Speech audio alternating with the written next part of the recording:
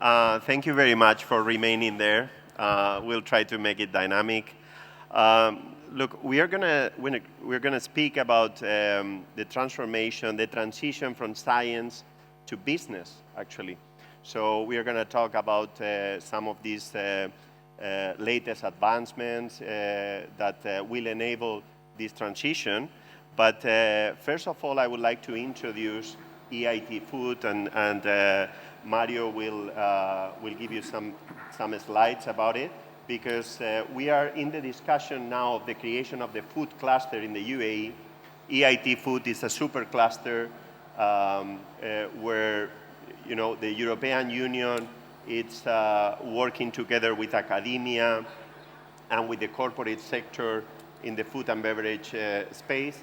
And I think it's going to give us a lot of context for the discussion. So please, Mario. Yes. Yeah. Good afternoon, everyone, and thank you to the organizer and the Excellency for having us here. So EIT Food, so already a bit cryptic or enigmatic name. EIT stands for European Institute of Innovation Technology, and we work on the agri-food sector. And the European Institute of Innovation Technology, or EIT, was created in 2008. It was an initiative of the European Commission, and it's an agency, so to speak. But they operate through executive arms. And right now, you see here 9 of them. These are sectorial arms. This is so-called KIC, Knowledge Innovation Community, where EIT Food is part of it. Now, the story is that when they start to think about the EIT, region of Europe had moderate or modest innovation capacity, and really was matter of pushing this innovation capacity through the knowledge triangle, where at each angle of this scheme there is innovation, there is education, and there is business creation. And today we will talk a lot about this side of education and business creation. You will hear us. So 9 executive EIT ecosystem. We are the ones working on the agri-food system, and mostly, we believe that 3 major aspects are fundamental to move the transformation of the food system. And we have heard a lot today about partnership, but what we believe is in collaboration. Collaboration is never given for granted. You will hear today that all our startups are actually coming to a program, Innovator Fellowship, as a singleton, as one single individual, and we form teams. And teams is really, really important to bring the success of an idea to the market. Impact, also very, very important for us. We want to impact the agri-food system. And then, last but not least, inclusion. And yesterday I heard a fantastic sentence from one of the speakers say that structural diversity is a way to be resilient. And this is exactly what, in a way, also inclusion means. Now, EIT Food has 3 missions. And this, I don't need to explain to you, because this has been through all the duration of the summit here have been basically the theme that's been discussed. So we have a healthy life through food. So we want citizens to be healthy through a food that is, valuable, that gives, reduce the healthy barriers, and help, of course, to live a good life. Net zero food system, climate change. We've been talking a lot, food waste and so on. But also the 3rd pillar, the 3rd mission, reducing risk for a fair and resilient food system. There's been a little bit of a discussing about the consumer sphere, and for us it's really relevant. For the agri-food sector, it's really relevant. The last actor of the chain, of the agri-food chain, is the ones which make choice, and they are, sometimes not having sufficient trust on the food systems. Now, again, the word challenge has been the most frequent word that's been spoken today here, right? I'm not gonna explain again what has been already said about the social healthy challenge, the number, which is linked actually with the insecurity or with the ensuring that there's sufficient food, the environmental challenge with food waste, water, you name it, soil. But there is the third one, which is for us very, very important, for me very, very important, which is the entrepreneurial mindset that we need to activate in many countries in Europe and globally in order to achieve what today the director of the Youth Foundation was saying, this mindset, this change of way of thinking. And what is really important is that you can do this through education. And we have a number of strategic objectives. The SO5, the strategic objective 5 is exactly that want to educate, to engage, innovate, and advance. Now, what is really interesting is that you can take any of the policy that has been designed in the last year, and they will be still valid in the new commissioner agenda for European Commission, so from biodiversity, climate change, bioeconomy strategy. At the center of it, there is always the European skill agenda. The quantum of knowledge, the skills, is absolutely crucial in order to drive this transformation. And this is why we have created a program, and it's not the only one, the flagship program, Innovator Fellowship. Here is a journey for talent to transform a lab idea in a business idea. And I welcome any of you to basically pilot once this program and experience this program with us. Now, Innovator Fellowship has, embraced work that we have done inside EIT Food. There's the creation of the EIT Food Competence Framework. What you see here is something that is relevant for us, because anything we do does not only embrace what you see on the left-hand side of this framework, which is the technology, the knowledge, what the academic gives to them, but it's also for us important that we basically give skills and competencies that embrace the right part of this framework, which is entrepreneurial skills, problem solving, critical thinking, way how you communicate an idea when you are in front of an investor, but also leadership. So anything we do, anything we design, including Innovator Fellowship, has been done through having always in our mind the framework.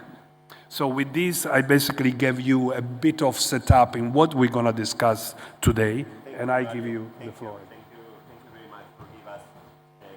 About the activity of EIT Food, and I would like to, we have also with us Dr. Patrick Noack, which is Executive Director of Dubai Future Foundation, basically the think tank of Dubai Future Foundation and the Future Foresight, and so I think you are leading one of the most important institutions focused on research on how the future should be, right? So I think we were having some previous conversation about it, but I would like to ask you and to share with the audience about how you envision the future of food and what it could be the role that the UAE can play on it, right? Maybe you can. Thank you for this. It's lovely to be here, and it's lovely to be on a really, I think you've done a marvelous job in putting together a very diverse panel, lots of different age groups and experts in the food systems, and people like myself who simply like food. So I'm sorry you have to sit through my own comments because I'm just not an expert in this field. However, the reason that we are at the Dubai Future Foundation interested in the future of food is because it's one of those areas that is clearly relevant today, but also incredibly more relevant in the future going forward. And as such, we develop research and we try to develop insights for this space. One of the key things that I just want to highlight, which is a little bit our role at the foundation, is to inspire about the future. So we hear, and as I go through through the trade show and trade fair just down the hall here. There's a lot of activity, but what we really need, I think, is that inspiration, that kind of can-do look forward into the next 10, 20, 50 and more years, because the way we do things today, the way we have been historically growing and distributing food is just not going to work. It's just not fit for the future, I would think. What is really interesting is that the size of the country, so the size of the UAE, I think really does matter. And often at a global scale, when it comes to innovation, small is actually an advantage. The reason this is an advantage is because also, apart from it being a small country, it's a relatively young country, which means that there's a lot of green space, so to speak, in the policy and the regulation area. And so that gives us opportunity to do things and to experiment with things that perhaps other countries would not embark on. So here I'm talking about cultivated meat, for example, alternative proteins that are from vegetable sources, or precision fermentation. So as you know, José, we published a few months back a whole report on this to try to explore what the future of that industry might be and what it might hold for Dubai and also clearly for the UAE. And the reason this is, again, important is because there is the Food Security Agenda 2051, and right now the UAE imports at least 90% of its food. And so that means if we want to be food secure, then we have to look at other ways of reaching that security. And I will slightly disagree with a previous speaker who was here up on the panel who said that technology is not an end. So while I do agree in principle that technology is not an end, I think technology really is a tool to get people excited in new ways of developing the kinds of foods, the kinds of products that we may need in the future. And I say need, it's really, it's dependent on where you are, but it also offers the opportunity, I think, of having much lower carbon emissions associated to foods that come through new technologies, as well as much more precise development or production of foods and a much reduced waste profile and quantities over time. I'll just leave it at that. Totally. Thank you very much. I cannot agree more. Actually, there are different, observations.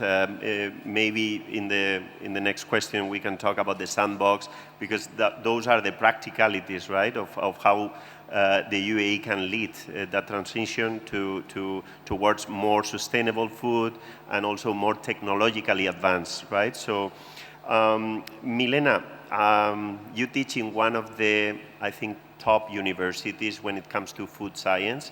You teach food design, by the way, so I'm curious to learn more about this, but I think you have been a key pillar in this Innovator Fellowship program, right?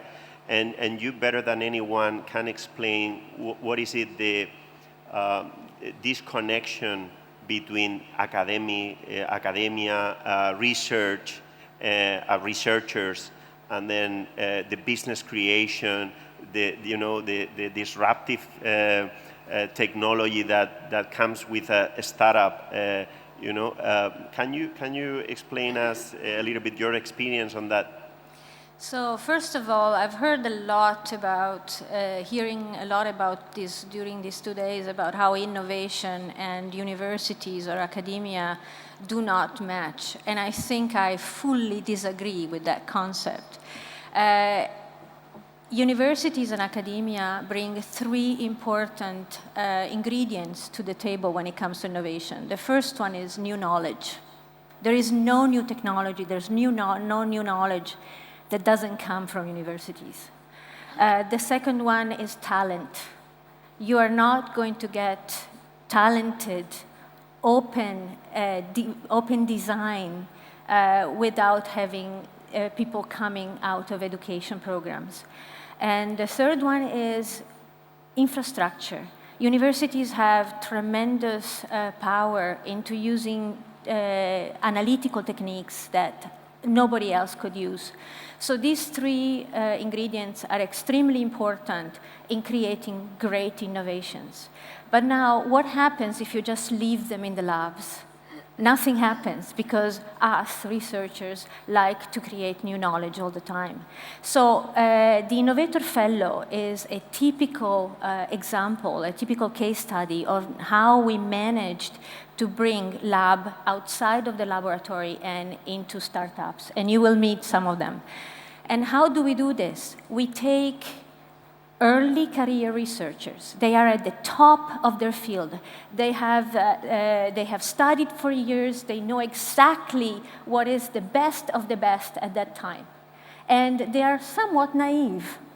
And so put them together in teams and give them challenges, those big challenges of today's in the food system, and tell them, here are your challenges. What bugs you? What do you want to change? And all of a sudden, they get together and they become knowledge transformers.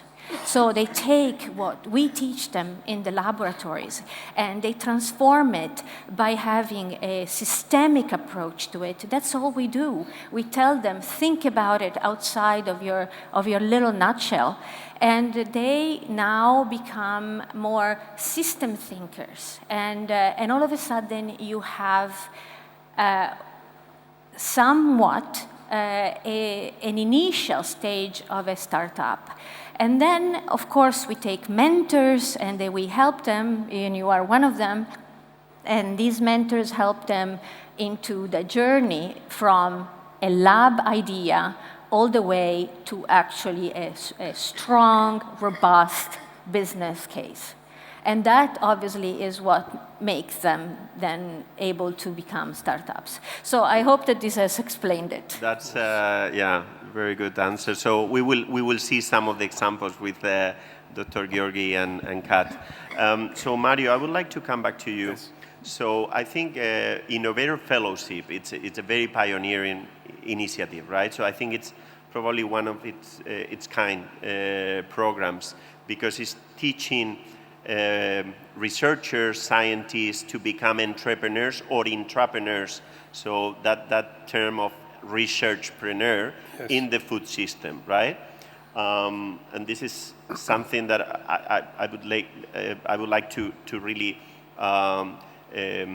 bring to the UAE because I've been living here for 15 years, immersed in the food sector. So I think there are a lot of benefits of bringing programs like this.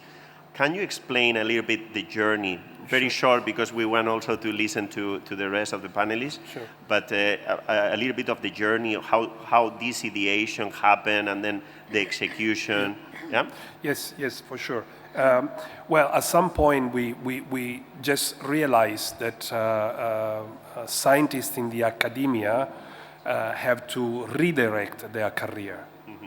The academia cannot retain so many brains, cannot retain so many scientists, and therefore the scientists have then to go and redirect themselves to new jobs.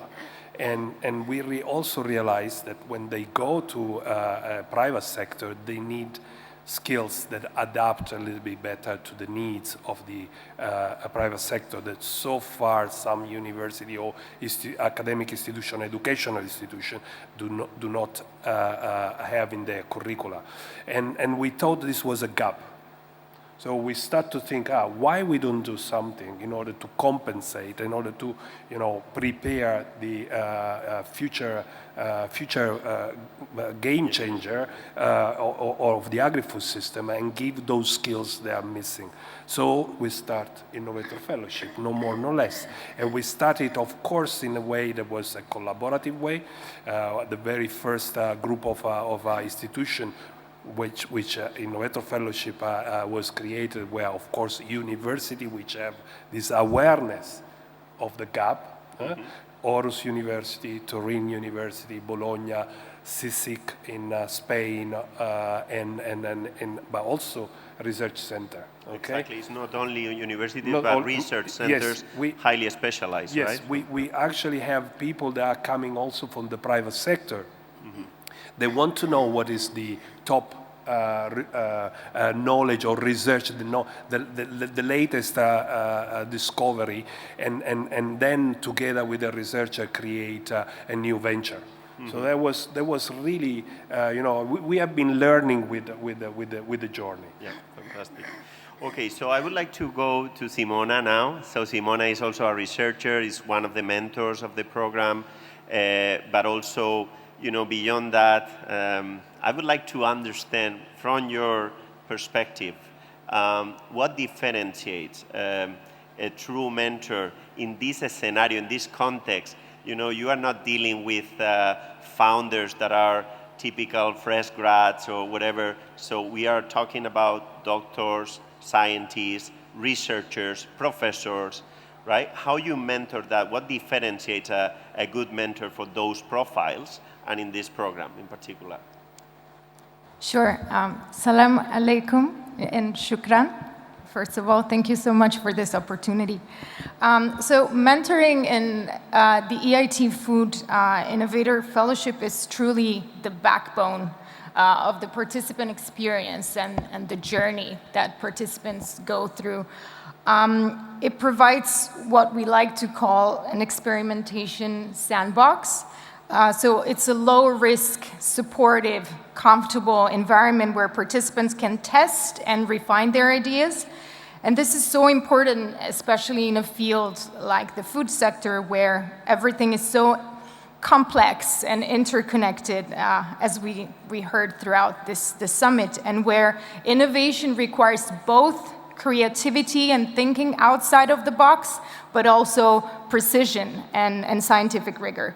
Our mentors, as you said, come from a diverse pool of experts, so business leaders, academic researchers, industry professionals, and they provide a tailored one-on-one guidance, offering a blend of technical knowledge, market insights, but also strategic foresight. And this is not just about transferring knowledge.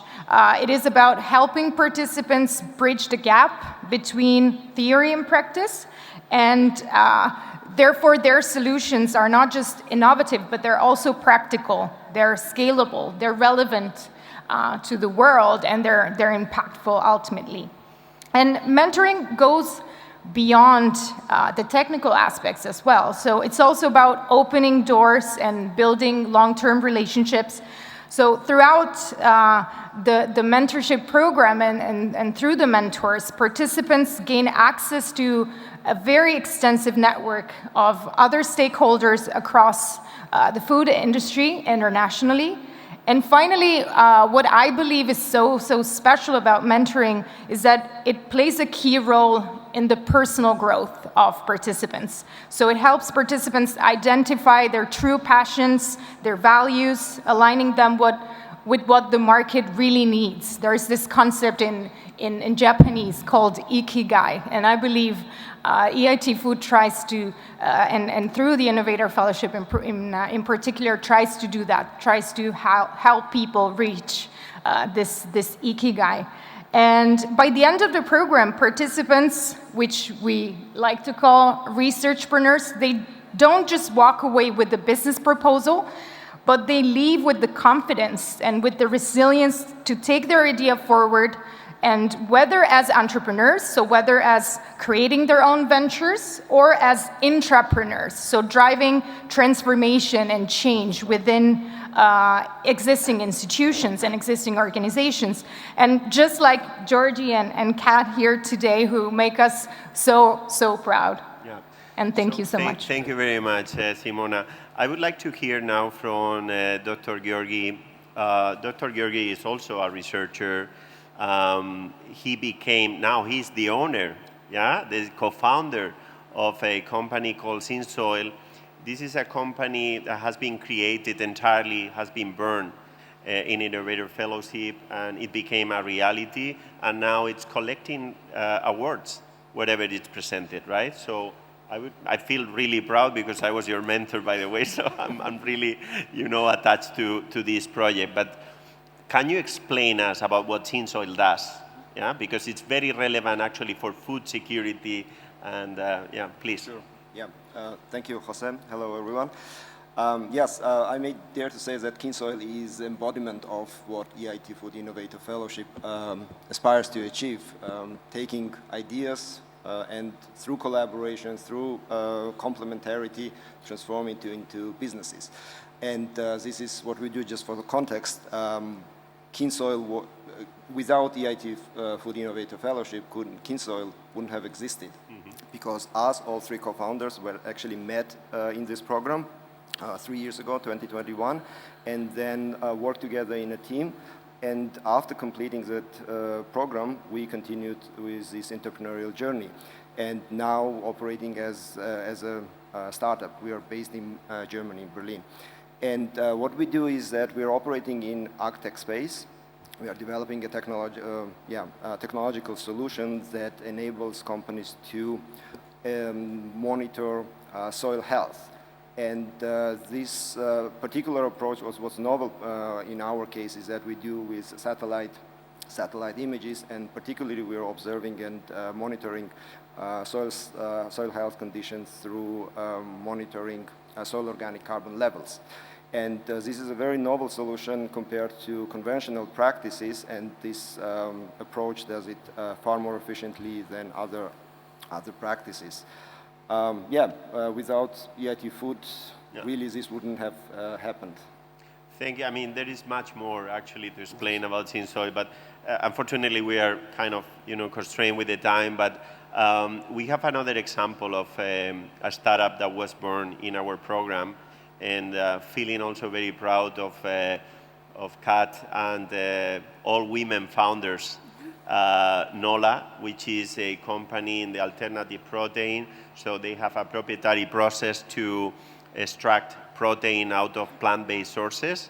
And maybe you can explain also a little bit about Nola, yeah? Yeah, happily. Thank you for the introduction.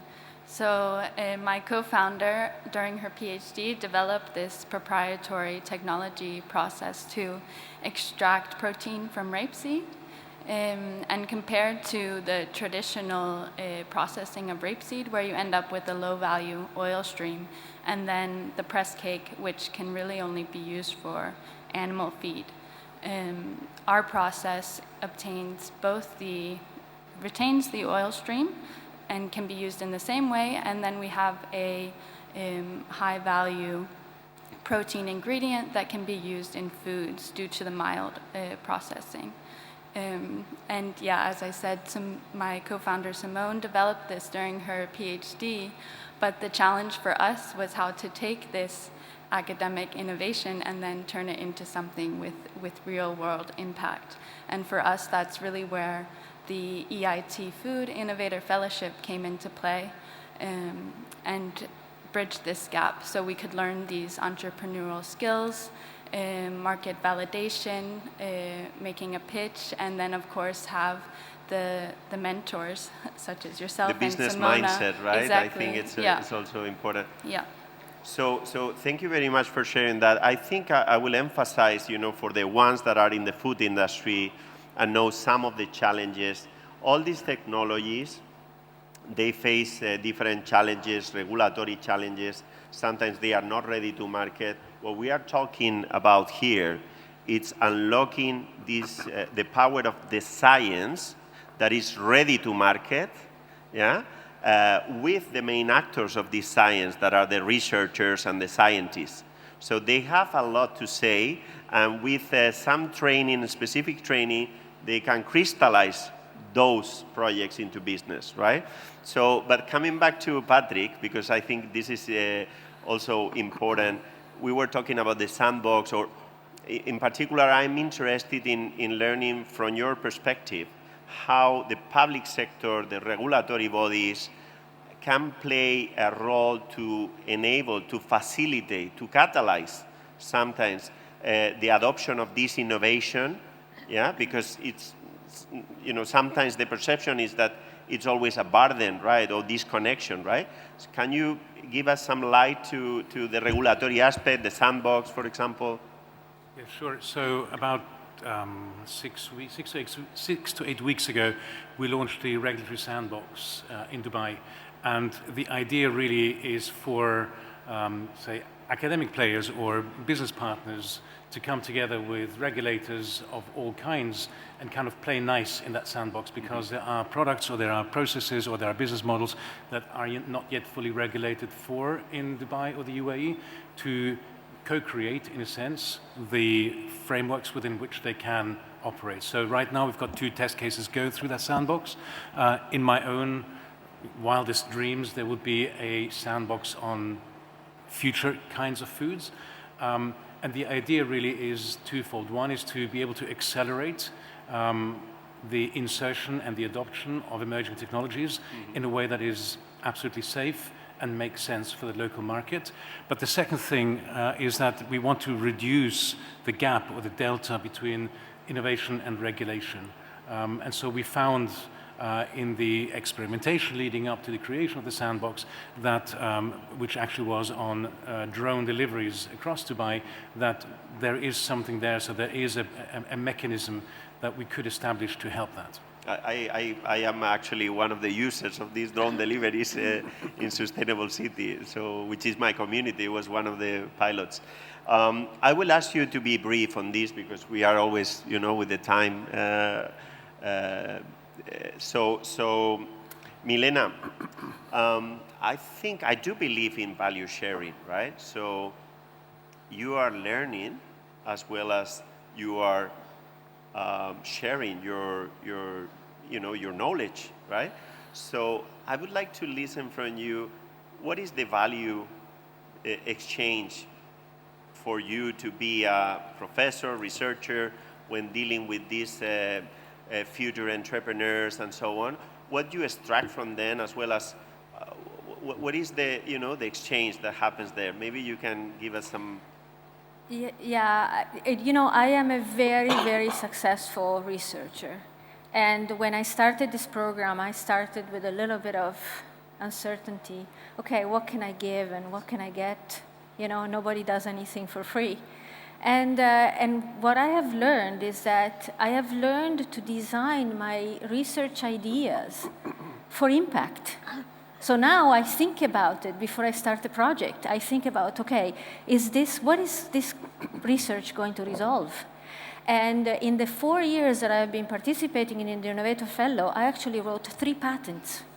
So I've never done that before, because all of a sudden I can really think my research. So to all the academic in this room, please learn entrepreneurship skills. Good answer. Yeah, good answer. I can witness that you are a very successful researcher. So that's it's not you the one to say, but I can confirm that. Mario, we listen a lot about public-private partnerships, yes, about the value of this collaboration, and you also mentioned something that is very important. It's a key pillar of EIT Food and whatever cluster we want to build, right?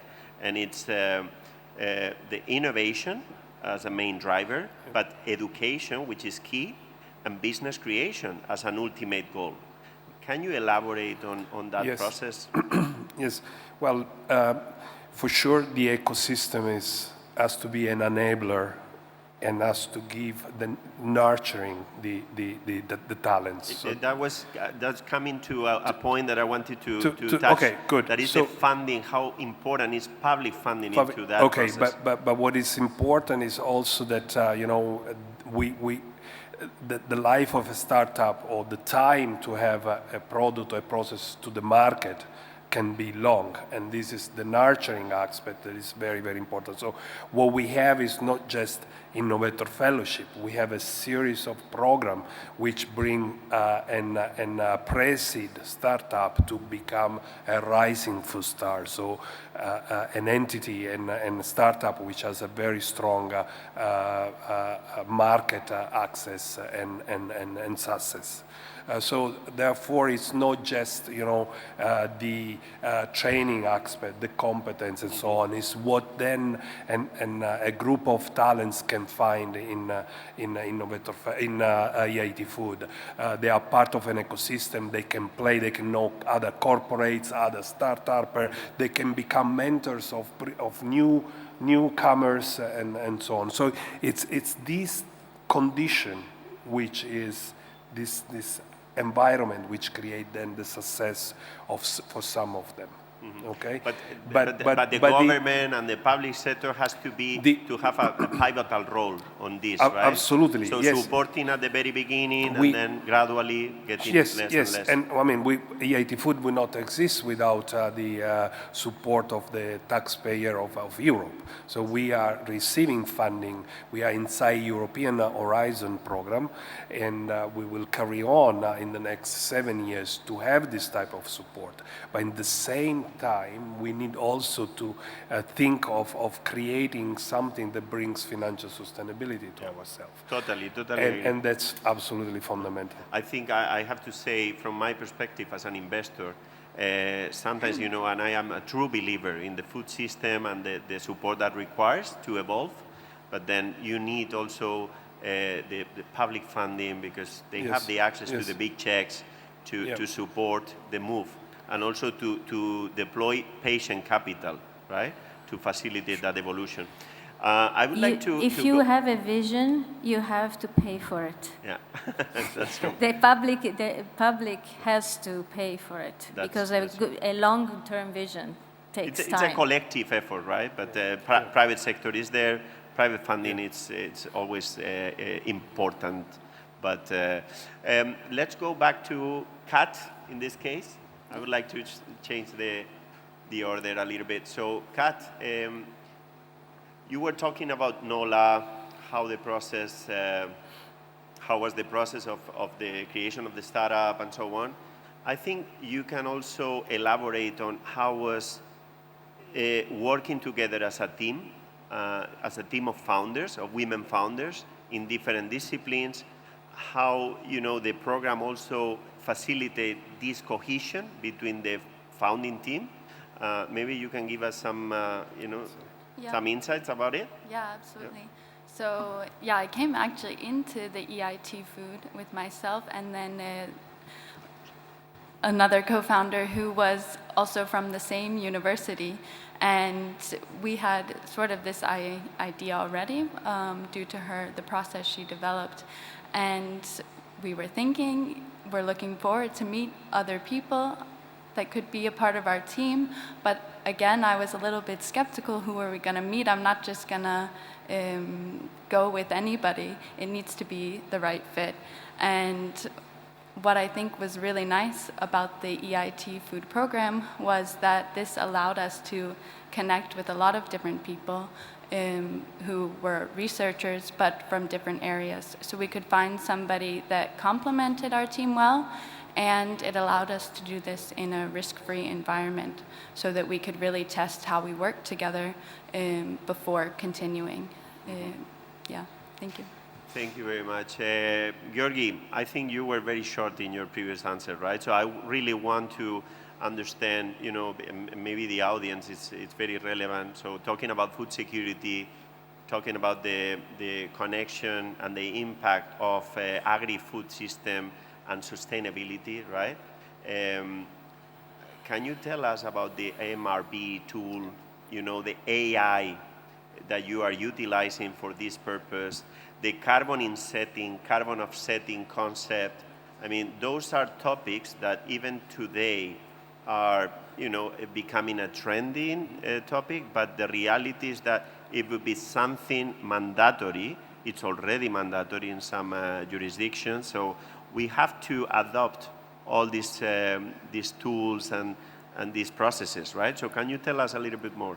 Sure, yes. Perhaps it makes sense to also talk a little bit about the use case where our technology is used.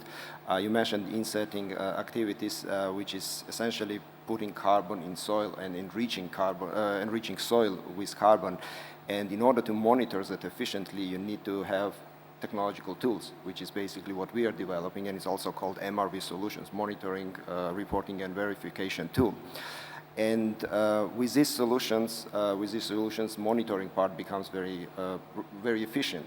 And this is partly also mandated by the regulations.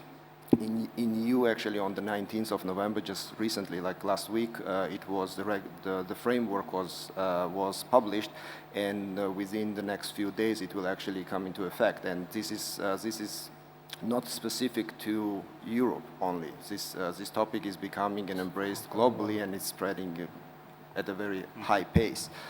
And one particular solution where I see a fit between the activities that we do between insetting and also what's important for this particular region is regenerative agriculture, because with regenerative agriculture it is possible to increase soil organic content, thereby making soil more healthier, and which ultimately then translates into higher yield, more productivity, and other ecological benefits.